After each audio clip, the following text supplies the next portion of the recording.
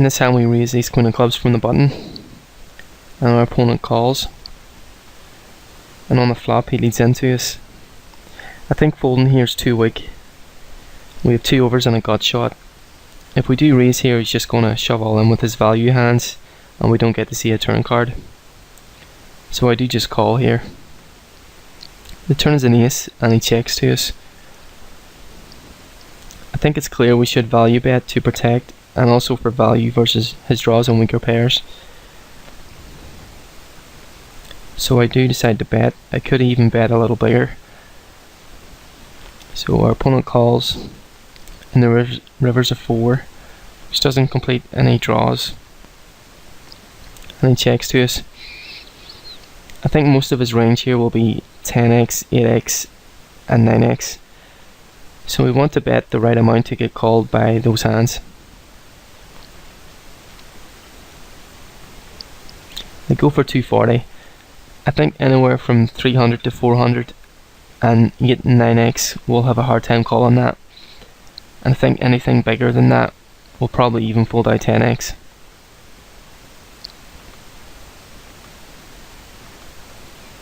So our opponent calls here and he shows queen 10. It's important to bet an amount which gets called versus the range of hands we put him on. So it doesn't matter if we have a set, a straight or aces here, we should always be betting the same amount. So always value bet based on what you think your opponent's range is and what it may call, and not based on the strength of your own hand. In this hand I min raise queen jack of clubs. Our opponent does call, and the flop is 10 queen king. I do decide to check back here. The reason being we are 26 big blinds deep, and I can get check shoved on by some hands if I do see bet.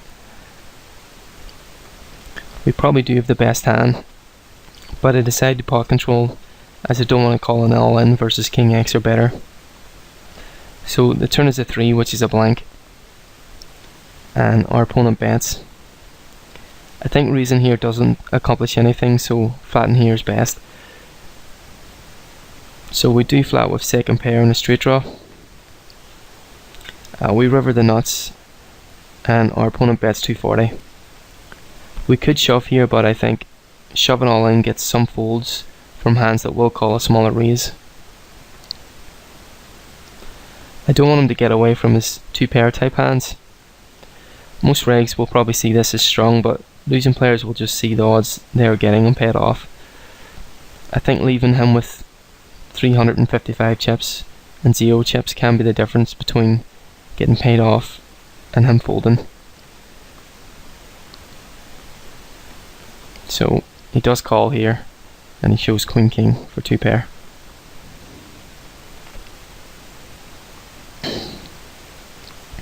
So this hand is actually a hand I played from a while ago, which I feel I kind of played it bad, and I want to explain my reasoning why. So in this hand I 3-bet queens, and our opponent calls. The flop is king high with a flush draw. I c-bet and my opponent check raises me. So I do end up calling here and calling it off. And our opponent did show king 5. So let's go over how I think I could have played that hand better and win the most chips from his air type hands and lose the minimum from his king x and hands that beat me. So in this hand I think I play my hand exactly how I think most players would. They c-bet, and if they get check raised they're like, oh well, I have queens here, he could be bluffing, so I'm going to call it off if he 3-barrels me. Especially when the turn's another king, making it less likely that he does have a king. So I want to go over the advantages and disadvantages of checking this flop and how the hand can play out versus some of his ranges. So option A, I c-bet. His hands with little to no equity versus us like jack 10 offsuit will just check fold to us. His king x will probably check raise us, bloating the pot, and now we are in a tricky spot, possibly facing 3 barrels. His flush draws can check raise us also, and maybe end up blowing us off the hand on later streets. So in option B, I check. His hands with little to no equity versus us, like Jack 10 has to bluff to win, so checking back we may get 2 streets of value from his heir, which would have just folded to a check raise. His King X after we check back will bet around 180 on the turn and 400 on the river, so we lose a lot less because we didn't bloat the pot, so we are left with around 745 chips and a chance to come back.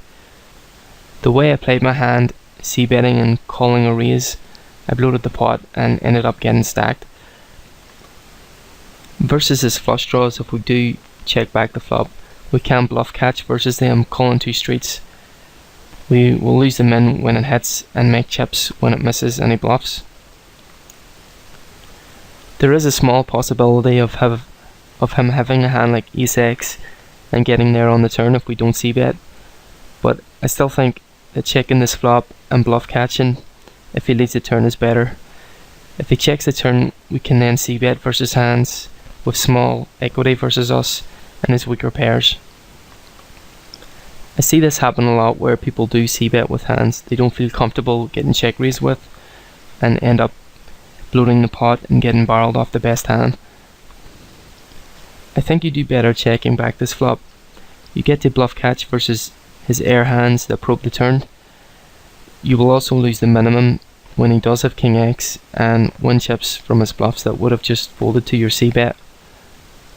I do think that people will think if I check, I'm giving him a free card, but his flush draw is never folding to your c-bet. If he does have a flush draw and I check back this flop and the turn is a dud and I get bet into, I can bluff catch. It will also make you harder to play against too when you do have a check back range like queens here. Most players probe turn here when you check back and you can get 2 streets of value from their bluffs, and more importantly you lose the minimum when he does have kings when the pot doesn't get bloated if he was planning to check raise you on the flop. Even if your standard is always just a c-bet here, I hope this gives you something to consider. So to summarize my point, I think everyone's c-bet range should be more polarized. Your air hands, you already know your c-bet folding, and your strong hands, you're c-betting and continuing versus a raise. Your hands in between like queens on a king high flop, if you c-bet and get check raised, you have put yourself in a tricky situation where the pot can get bloated and you may have to fold the best hand. I think that hand should be used to bluff catch and let villain probe versus you with his heir, and you will lose less when he does have you beat.